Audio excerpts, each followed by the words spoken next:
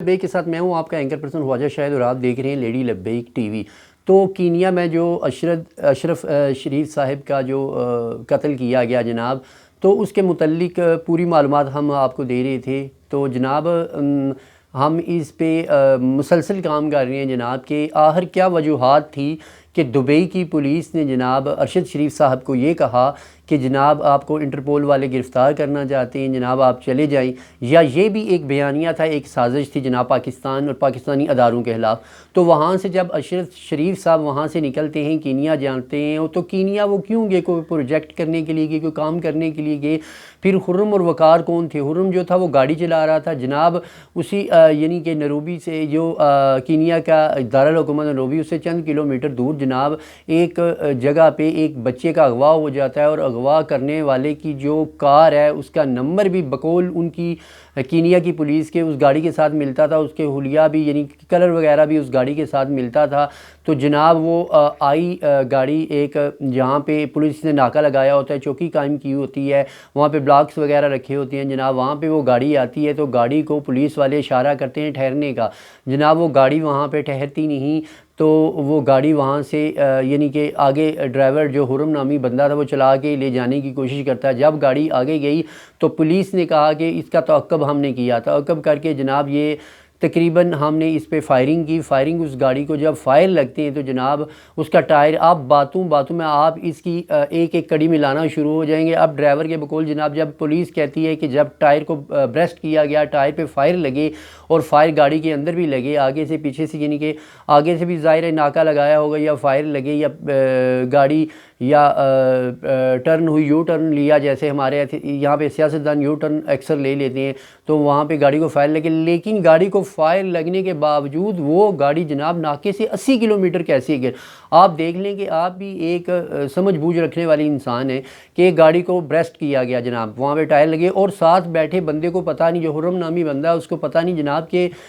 جو ساتھ بیٹھے ہیں ارشد شریف، ان کے سر میں گولی لگی ہے، ٹھیک ہے۔ تو اب بیانات دیکھیں، پاکستانی ایمبیسی وہاں تک جب یہ واقعہ ہو گیا، گاڑی کو کلا بازیاں لگی، ٹھیک ہے، کلا بازیاں لگنے کے بعد جو ڈرائیور تھا خرم نامی، اس نے تو اپنا بیان ریکارڈ کرا دیا جناب پولیس کے سامنے، تو زخمی حالت میں وہ تھا جناب، وہ زندہ ہی پکڑ لیا گیا، ہسپتال میں رکھا گیا۔ اس کے بعد جناب اس کا اور اس کا بھائی جو وقار ہے وہ بھی یہ شو کرنے کی کوشش کر رہی ہیں کہ جناب یہ جو وقار صاحب ہیں یا خرم صاحب ہیں، ان کے بھائی ہیں ارشد شریف، یعنی کہ اب یہ کیا ڈیٹا، یہ پاکستانی ایمبیسی کو جب وہاں پہ پاکستانی اداروں کو وہاں پہ تفتیش کرنے کا یا موقع ملے گا، وہاں پہ جناب ان کو دیا جائے گا ٹائم ان کے ساتھ، تو اس وہاں پہ پھر اصل حقائق دودھ کا دودھ اور پانی کا پانی ہوگا۔ وہاں پہ جناب سب سے پہلے پاکستانی ایمبیسی والے یہ کہ ہمیں اس بندے تک، ان بندوں تک رسائی دی جائے، خرم نامی اور وقار نامی، جن کو فی الفور آپ نے بیانات لے کے آپ نے چھوڑ دیا اور جانے دیا ہے، ٹھیک ہے۔ تو وہاں پہ پاکستانی ایمبیسی کو کہا گیا کہ ہم آپ کی ان تک رسائی نہیں دے سکتے، کیونکہ آپ کڑیاں سے کڑیاں ملاتے جائیں کہ ہندوستانی چینلز کتنے ہوش ہیں اس بات پہ کہ پاکستانی عوام اٹھ کے پاکستانی افواج کے خلاف سوشل میڈیا پہ ٹرینڈ چلا رہے ہیں، سوشل میڈیا پہ بونک رہے ہیں کچھ لونڈے لپاڑے، اور وہ لوگ جو اس ملک میں انارکی پھیلانا چاہتے ہیں، اس ملک میں پروپگنڈا اور افواج پاکستان اور ڈسپلن اداروں کے خلاف جو جناب بونک رہے ہیں اس وقت، تو ظاہر ہے ان کو بونک رہے ہیں، ہم کہیں گے ان لونڈے لپاڑوں کو، کیونکہ 3-4 دن پہلے ان کے خلاف فیصلہ آیا، ان کے بندے نکلے کوئی نہیں، جب نکلے کوئی نہیں، اب امریکی بیانے کی طرح انہوں نے ایک جھوٹا بیانیہ جناب بنانا تھا، بنا کے عوام تک لے کے جانا تھا کہ عوام کو اشتعال دلایا جائے، عوام کو باہر نکالا جائے امریکی بیانی کی طرح، جس طرح 3.5 سال میں ان سے کام کوئی نہیں اور امریکی جھوٹے بیانی کو لہرا کے باہر نکالا گیا لوگوں کو، عوام کو۔ اسی طریقے سے اس بیانیے پہ بھی افواج پاکستان جن کو باہر کھڑے ہو کے ان کے جو لیڈر تھے جنہوں نے 3.5 سال میں پاکستان کو دیوالیہ کرنے کے دہانے پہ لے آئے جناب، وہ ایک جھوٹیا بیانیہ لہرانے کے بعد جناب اپنی جو قوتیں تھیں بیک پہ ان کے پشت پہ کھڑی ہیں جناب، ان کی دجالی قوتوں کے اعلیٰ کار جتنے بھی پاکستان میں کام کرتے ہیں، جو ان کے ساتھ ہیں، جتنے بھی انویسٹر ہیں جو ان کے ساتھ ہیں جناب، وہ ایک بار پھر ہندوستانی وہاں پہ دیکھیں کہ ہندوستانی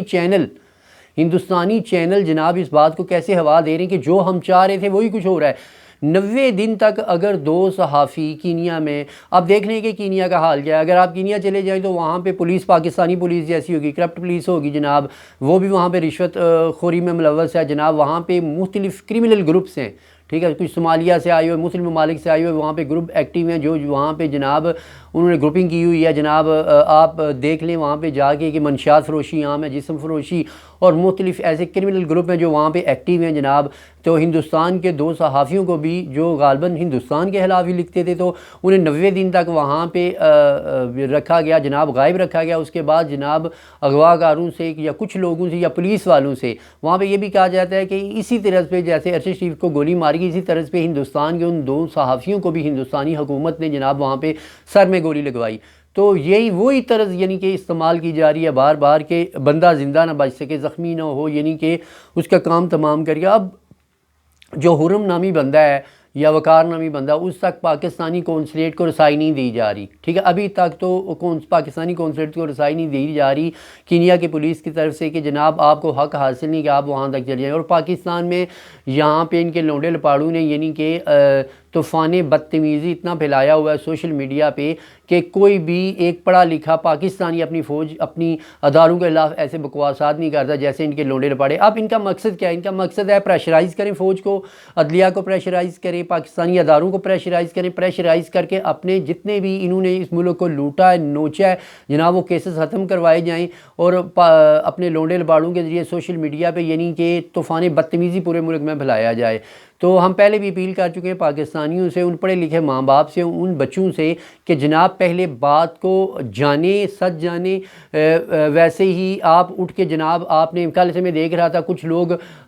جو نغمے وغیرہ تھے ارشد شریف کی تصویر کے ساتھ سوشل میڈیا پہ لگا کے جناب وہاں پہ دکھ کے دکھی ہو رہے تھے جناب، جیسے کوئی بہت ہی غم کی حالت میں ہے وہ۔ اس کے بعد جناب کچھ دن پہلے میں دیکھ رہا تھا جب ان کے کپتان کے خلاف فیصلہ آیا تو وہاں پہ بھی وہ جناب ایسی دکھی حالت میں ہے کہ اتنے بڑے لیڈر کو یار ایک ادارے کیسے کر سکتے ہیں یار اتنی جلدی اور اتنے۔ تو آپ دیکھیں 3.5 سال میں انہوں نے ملک کے ساتھ کیا کیا ہے، ٹھیک ہے۔ ابھی ہمارے 4 شہید ہوئے ہیں، میلاد نبی کا جلوس ہے، 4 شہید لے کے آئے، کوئی صحافی نہیں بولا، کوئی یعنی کہ میڈیا پرسن نہیں بولا، ملک میں کوئی بھی نہیں بولا جناب ان پہ، ٹھیک ہے۔ اگر یہاں پہ تو موم بتی والی انٹیاں بھی آ رہی ہیں ہمارے صحافی بھائی سے، یار ہم بھی ان کے دکھ میں برابر کے شریک ہیں۔ کل جب ہم نے دیکھا ہے موبائل پہ تو ہم ایک یعنی کہ ہے کہ اتنا یعنی کہ آرام دہی میں لہجے سے بولنے والا سو کر کے یار وہ ہمارا ہے، ہمارا پاکستانی بچہ ہے، ٹھیک ہے، اس کو قتل کیا گیا ہے وہاں پہ، ہم ان کے گھر والوں کے دکھ میں برابر کے شریک ہیں۔ لیکن بغیر ثبوت کے اپنے اداروں کے خلاف اٹھ کے بکواسات کرنا شروع ہو جانا، اپنے اداروں کے خلاف ایک دم سے بھونکنا شروع ہو جانا کہ جناب یہاں پہ اللہ معاف کرے کہ پاکستانی ادارے ملوث ہیں، یہ ملوث ہیں۔ اب پہلے سوچیں وہ آئے کیوں کینیا میں، ٹھیک ہے، وہ جو کرمنل گروپس تھے وہاں پہ حرم نامی جو بندہ اور وقار نامی بندہ یہ وہاں پہ اسلحہ فائرنگ کا کام لوگوں کو یعنی کہ سکھاتے ہیں۔ آپ دیکھیں وہاں پہ تو وہ ہوئے ہیں کہ جناب وہاں پہ وہ عمارات وغیرہ، عمارتیں وغیرہ، کالونیاں وغیرہ جو ڈیولپنگ کا کام ہے وہ کرتے ہیں جناب، ٹھیک ہے، انسٹرکشن کا کام کرتے ہیں وہ وہاں پہ۔ لیکن آپ دیکھیں کہ کنسٹرکشن کا ایک کام کرنے والا بندہ، کیا آپ خود سوچیں کہ کنسٹرکشن کا کام کرنے والا بندہ فائرنگ وغیرہ اور جتنا اسلحہ سازی ہے یہ کام لوگوں کو سکھاتا ہے؟ تو وہاں پہ کرمنل گروپ بہت ایکٹیو ہیں، وہ بالکل اسی طرح آپ پاکستان میں دیکھ لیں کہ جیسے آپ ایسے پاکستانی جنگلی علاقوں میں کچھ ایسے علاقے ہیں جہاں پہ چلے جائیں تو جہاں پہ کرمنل گروپ ایکٹیو ہیں جناب، وہاں پہ حکومت ہی ان کی ہے جناب اندر، ٹھیک ہے، وہ جو چاہتے ہیں وہ کرتے ہیں، کسی سیاستدان کو اٹھا کے لے گئے، کسی امیر زادے کو اٹھا کے لے گئے، ٹھیک ہے، یہ ایک بالکل کینیا میں یہی حالات ہیں، وہاں پہ بھی کرمنل گروپ ایکٹیو ہیں، وہاں پہ یہی کام ہوتے ہیں، تقریباً سینکڑوں کی تعداد میں پولیس سے انہوں نے لوگ اپنے مروائے۔ تو آپ دیکھ لیں کہ آپ پاکستان کے خلاف کون لوگ ہیں،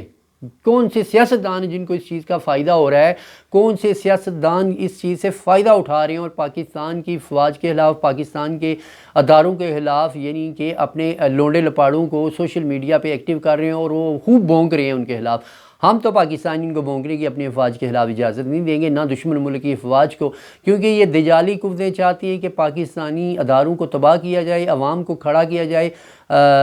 آ کے افواج کے ساتھ ان کو لڑایا جائے۔ تو انشاءاللہ ہماری زندگی میں ہم یہ نہیں ہونے دیں گے۔ تو تمام میری پاکستانیوں سے اپیل ہے جناب، ابھی ہم اس سٹوری پہ کام کر رہے ہیں، جب جیسے جیسے معلومات آتی جائیں گی ہم آپ تک شیئر کرتے جائیں گے۔ اسی ویلاگ کے ساتھ آپ کا اینکر خواجہ شاہ صاحب کی اجازت چاہتا ہے۔ السلام علیکم ورحمۃ اللہ۔